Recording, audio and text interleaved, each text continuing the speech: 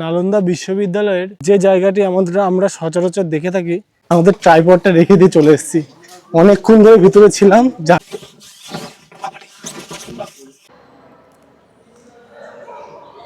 ইউএনসিয়াং museum ঘোরা complete.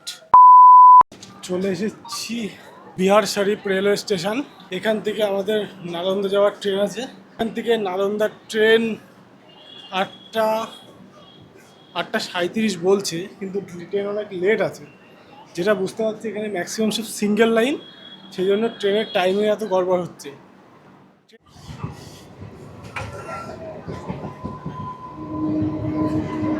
এই ট্রেনে করে আমরা এখন পৌঁছালাম নালন্দা।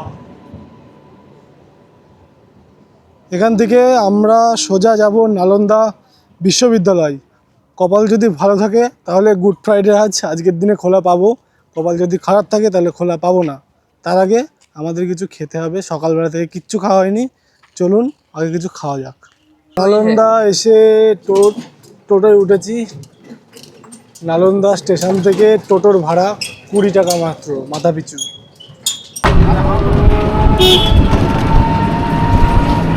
কত করে এগুলোর দাম? 120।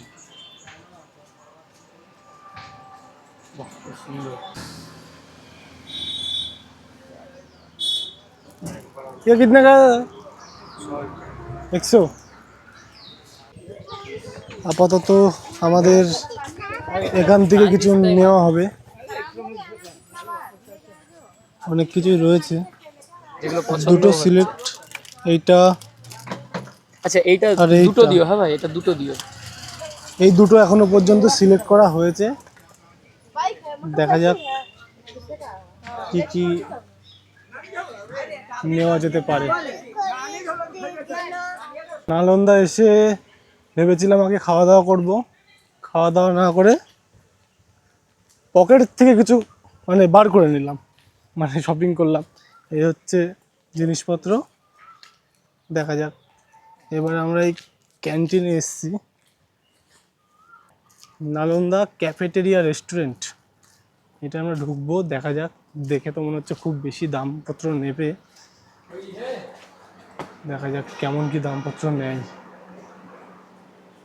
এই হোটেলে এসে ক্যাফেটেরিয়াতে এসে অর্ডার দেওয়া হলো পুরি এবং সবজি। দাম পড়লো মাথা পিছু 100 টাকা করে। 6 পিস পুরি দেবে এবং তরকারি সবজি দেবে। জানি দাম হিসেবে অনেকটাই বেশি, কিন্তু আসল উদ্দেশ্য হচ্ছে ক্যামেরা এবং মাইকে সামান্য চার্জ করে নেওয়া। এখানে থাকলে চার্জ করে নেবো, বাইরে থেকে সেটা আর পারবো না। আমাদের খাবার চলে এসেছে, সকালের ব্রেকফাস্ট। এখন সময় কত? সময় এখন 10টা। আর এই হচ্ছে ব্রেকফাস্টে 6 পিস পুরি, চাটনি, একটা পটল আলু মটরশুঁটি দিয়ে তরকারি আর স্যালাড। দাম 100 টাকা মাথা পিছু। তবে ঠিক আছে, যা কোয়ান্টিটি দিয়েছে মোটামুটি ঠিক আছে।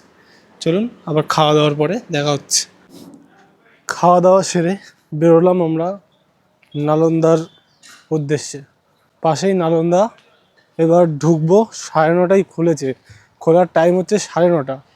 ক্যাফেটেরিয়া থেকে বেরিয়ে একটা বেশ সুন্দর দৃশ্য পেলাম।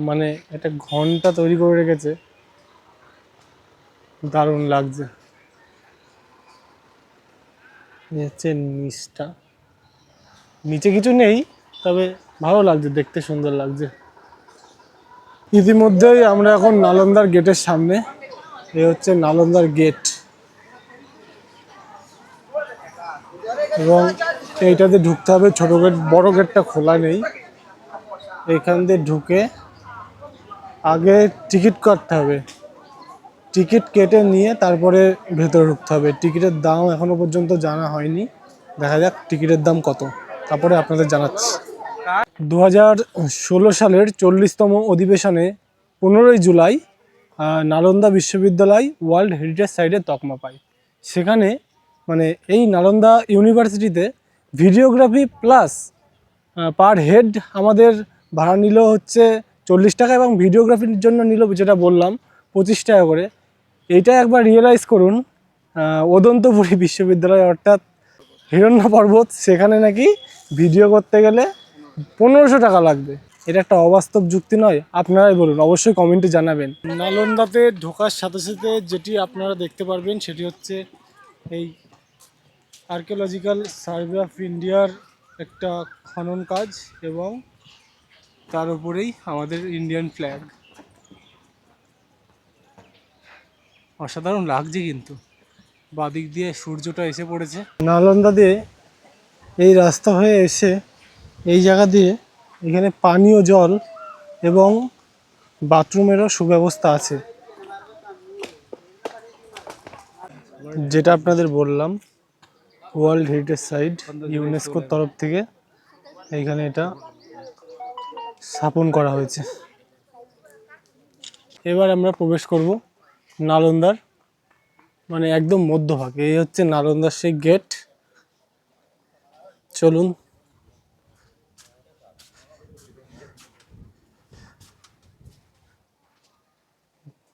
ওয়াও, দারুণ লাগছে। এখানে রয়েছে আর একটা গেট। এই গেট দিয়ে ভেতরে প্রবেশ করলে আরো বড় এরিয়া দেখা যাবে।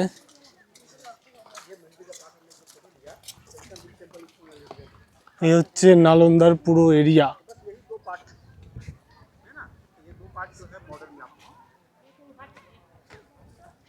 বিশাল বড় এরিয়া এবং এর বিশাল বড় ইতিহাস।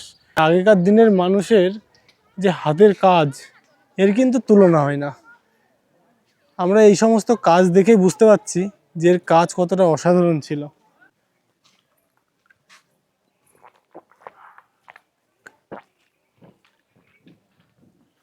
আপনাদের এখন একটা জিনিস দেখাবো, যেটা দেখলে বুঝতে পারবেন তৎকালীন সময়ে মানুষের ট্যালেন্ট আলাদা ছিল। এই দেখুন ড্রেনেজ সিস্টেমটা দেখুন। ওই যে ফাঁকাটা দেখছেন, ওইটা হচ্ছে ড্রেনেজ সিস্টেম। এখান দিয়ে মানে যদি কোনো জল ফল বাড়তো সেটা পাস হতো। এবং এই যে খাঁজ খাঁজ করা জানালার মতো, এখানে বৌদ্ধ মূর্তি বসানো হতো, এবং রাতের বেলা এখানে প্রদীপও জ্বালানো হতো।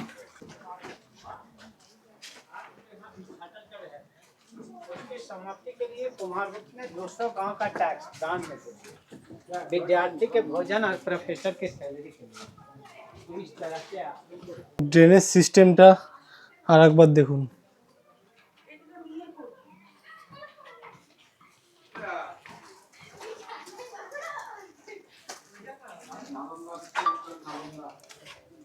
মানে বলতে পারেন তৎকালীন সময় ড্রেনেও ডিজাইন করা, এত সুন্দর সব। আর এইগুলো ছিল এক একটা সুড়ঙ্গ। এইখান দিয়ে এক ঘর থেকে আরেক ঘরে, আরেক জায়গা থেকে আরেক জায়গায় মানে যাওয়া যেত।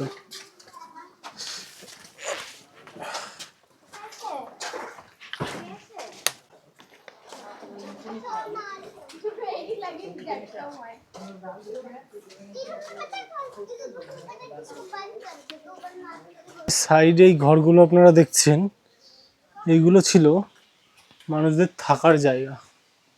কিন্তু একটা জিনিস আমি বুঝে পাচ্ছি না, এই ঘরগুলোর মানে দেওয়াল, আমাদের যেমন বর্তমান সময়ে আমাদের ঘরের দেওয়াল কত ইঞ্চি থাকে? খুব বেশি হলেও 10 ইঞ্চি, খুব বেশি হলেও 15 ইঞ্চি, ম্যাক্সিমাম সবাই 5 ইঞ্চি দিয়েই করে। কিন্তু একবার দেখুন মানে কতটা মোটা, মোটামুটি এখান থেকে শুরু, এই এই এই এইখানে এসে শেষ। এতটা পুরু কেন দেওয়াল? এটা আপনাদের কাছে আমার প্রশ্ন রইল।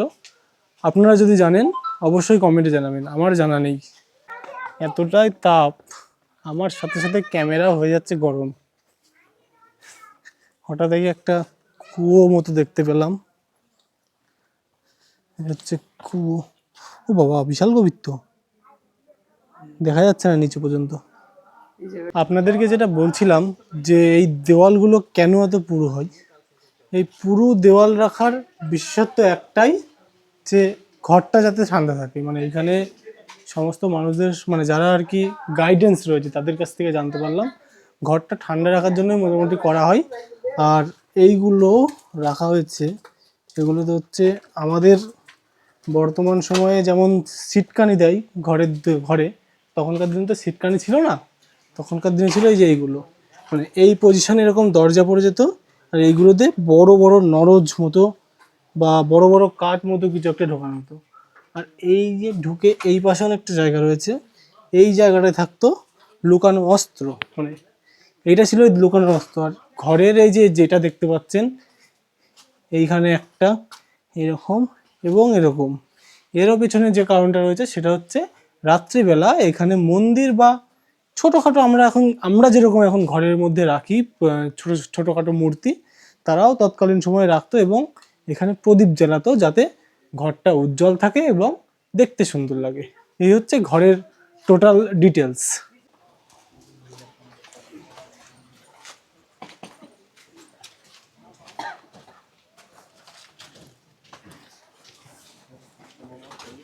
আর একটা জিনিস যেটা আমি বারে বারে এখানে লক্ষ্য করছি সেটা হচ্ছে কোনো না কোনো সংস্থা এখানে আসছে, তাদের স্টুডেন্টদের নিয়ে আলোচনা করা হচ্ছে। नालंदा विश्वविद्यालय में नेवासिकागार है අද වෙනකොට අපි සාමාන්‍යයෙන් තනි තට්ටුවක තට්ටු දෙකකතරම් ප්‍රමාණය දැක්කට මේ නේවාසිකාගාර කියලා කියන්නේ මහල් 5ක් 6ක් තරම් උස දැවැන්ත නිර්මාණ තමයි මේ නේවාසිකාගාර කියලා කියන්නේ. ඉතිහාසයේ සඳහන් වෙන්නේ අහස සිඹින දැවැන්ත විශාල ගොඩනැගිලි කියලා තමයි නේවාසිකාගාර කියලා තමයි. এখানে কোনো একজন বৌদ্ধ ধর্মের স্পেশালিস্ট নালন্দা বিশ্ববিদ্যালয় সম্পর্কে স্টুডেন্টদেরকে জানাচ্ছে। নালন্দা বিশ্ববিদ্যালয়ের যে জায়গাটি আমরা সচরাচর দেখে থাকি সেটা হচ্ছে এই জায়গাটি। দেখুন একবার, অসাধারণ লাগছে। মানে আমি জাস্ট দেখে অবাক হয়ে যাচ্ছি যে তৎকালীন সময়ে মানুষের হাতের কাজের গুণগত মান ঠিক কতটা ছিল। এখনকার দিনে যদি সেই সব মিস্ত্রিরা থাকতো না, তাহলে কি আর বলবো। এখনকার ইঞ্জিনিয়াররা একটা ঘরের প্ল্যান দিতে চার্জ নেয় 5,000 টাকা, 6,000 টাকা।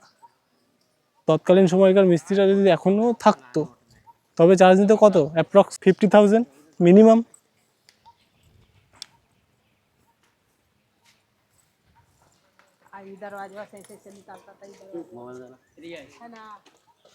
যেহেতু নালন্দা বিশ্ববিদ্যালয় ছিল বৌদ্ধদেরই একটি জায়গা, সেহেতু তারা ধ্যানে প্রচুর বিশ্বস্ত ছিল এবং খোলা মাঠে খোলা আকাশের নিচে এগুলো ছিল ধ্যানের জায়গা আর কি।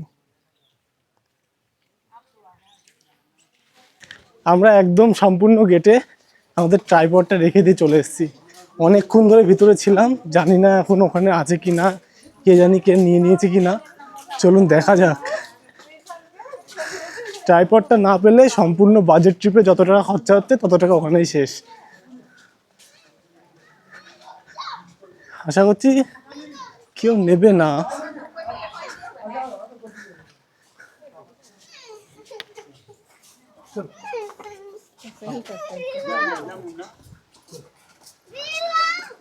এখানে যে রাখা ছিল নাকি? Main gate. ট্রাইপডটা নেই, চল মেন গেটে চল। ট্রাইপডটা নেই। দেখা যাক, এখন কথা বলে দেখতে হবে আধিকারিকদের সাথে। যদি কোনো সিকিউরিটি পেয়ে থাকে অবশ্যই তারা ওটা সিকিউরলি রেখে দিয়েছে, তাছাড়া কোনো পাবলিকের তো হাত দেওয়ার কথা নয়।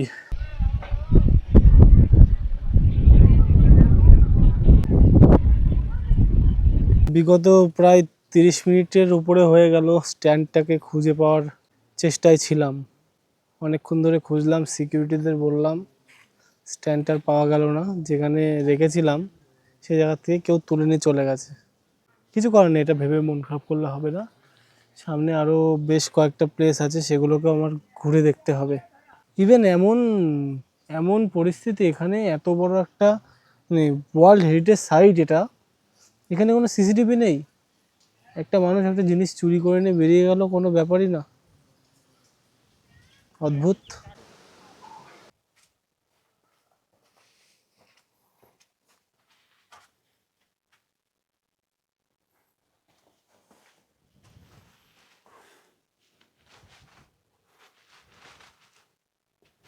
গুপ্ত জায়গা আর একটা হিডেন প্লেস।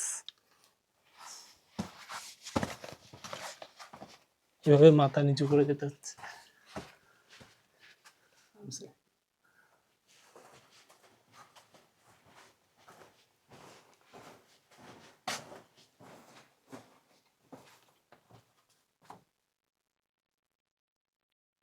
বাপরে, এরপর আর দেখাই গেল না। তো ভয়ঙ্কর, বাবা, দেখাই যাচ্ছে না। ভয় লাগছে। হ্যাঁ, হুম। এখান থেকে আর একটা গোপন জায়গায় আপনাদের নিয়ে যাই।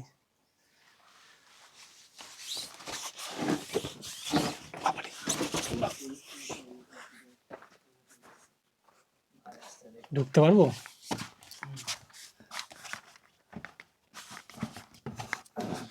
এই বেঁধে যাচ্ছিস কেন?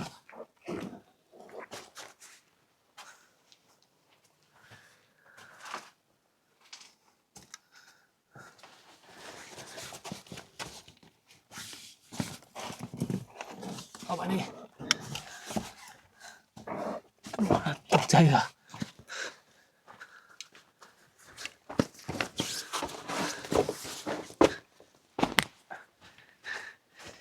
নালন্দা বিশ্ববিদ্যালয় না কি ভুলভুলাইয়া বুঝতে পারছি না। মাঝে মধ্যে এমন এমন কিছু জায়গা দেখতে পাচ্ছি, নিজের চোখে না দেখলে বিশ্বাস করতাম না যে এটা বিশ্ববিদ্যালয় এরকম জায়গা থাকতে পারে। এটা ছিল আমরা এতক্ষণ যেটাই ঘুরে আসলাম, এটা হচ্ছে 4 নম্বর মনেস্ট্রি। এইটার কিউআর। নালন্দা বিশ্ববিদ্যালয়ের ভিডিওটি এখানেই সমাপ্ত। আমাদের পরবর্তী ভিজিট হচ্ছে হিউয়েনসাং মিউজিয়াম। আবার হিউয়েনসাং মিউজিয়ামে গিয়ে দেখা হচ্ছে। নালন্দা গেটের সামনের থেকে আমরা টোটো করে নিয়েছি। টোটো ভাড়া পড়লো মাথাপিছু 20 টাকা করে। আমাদের পরবর্তী গন্তব্য হিউয়েনসাং মিউজিয়াম। হিউয়েনসাং মিউজিয়াম যেতে গেলে আপনাদের নালন্দার সামনে থেকে টোটো করতে হবে। টোটোর ভাড়া 20 টাকা।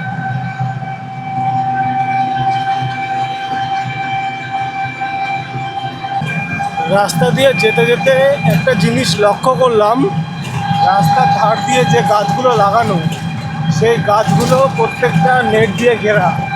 এটা আমাদের পশ্চিমবঙ্গে খুব একটা দেখা যায় না। এটা বেশ ভালো উদ্যোগ।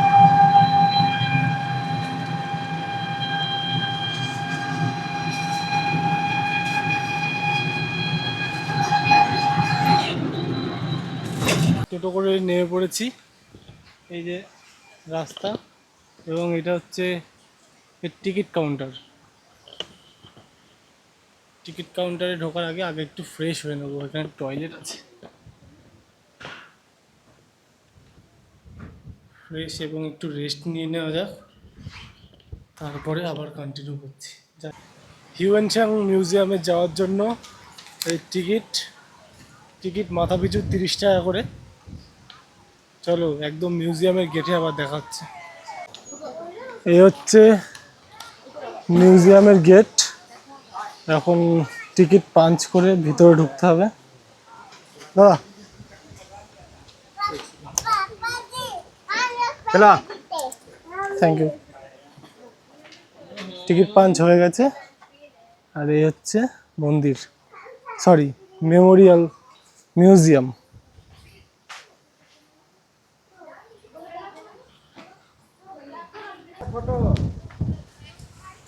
এই হচ্ছে মিউজিয়ামের বোর্ড।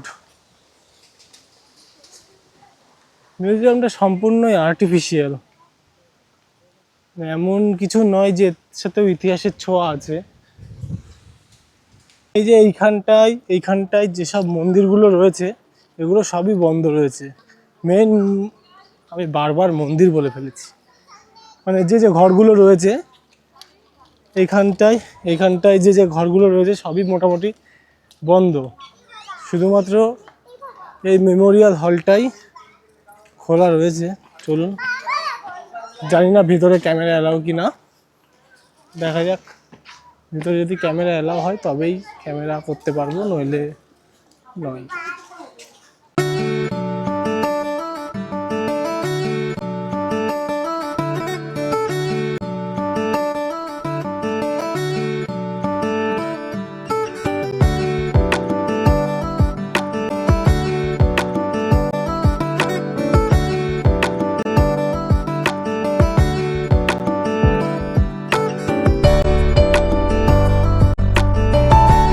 এত সময় পরে এখানে এসে একটু শান্তি পাচ্ছি, ঠান্ডা ঠান্ডা লাগছে বেশ। কারণ কি দিয়ে করা বোঝা যাচ্ছে না।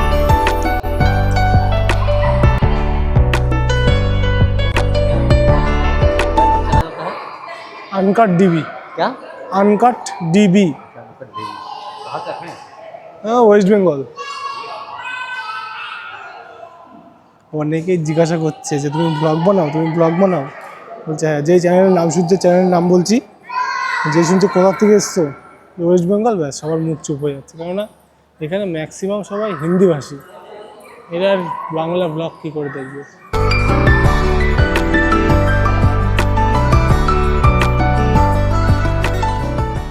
হিউয়েন সাং মিউজিয়াম ঘোরা কমপ্লিট।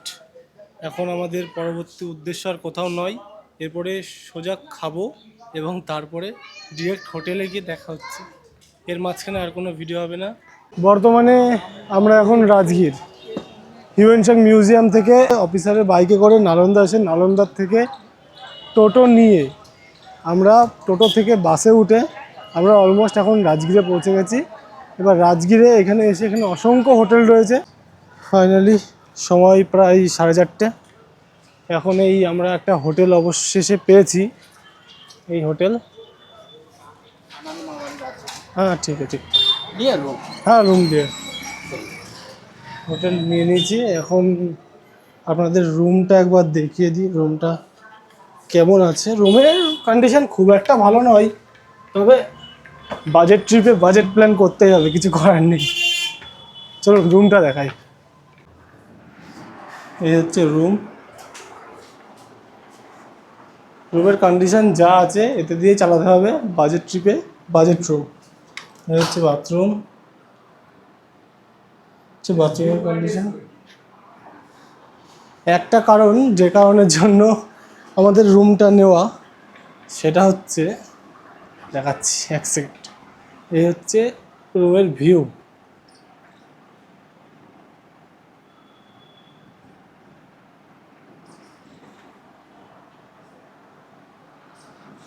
হালকা পাতলা পাহাড় দেখা যাচ্ছে, এই জন্য রুমটা নেওয়া, তাছাড়া কোনো কারণ নেই। আর থাকতে হবে, ঘুমাতে হবে, এটা অবশ্যই একটা বড় কারণ। সময় 4:33। নালন্দা এবং হিউয়েন সাং মিউজিয়ামের টোটাল ভিডিওটি আজকে আমরা এখানেই এন্ড করছি। দেখা হচ্ছে পরের একটি ব্লগে। ভিডিওটি কেমন লাগলো অবশ্যই জানাবেন। ভিডিওটি ভালো লাগলে একটি লাইক করবেন, চ্যানেলটিকে সাবস্ক্রাইব করে পাশে থাকবেন। ধন্যবাদ, সবাই ভালো থাকবেন। আজকের ভিডিওটি এখানেই শেষ করছি।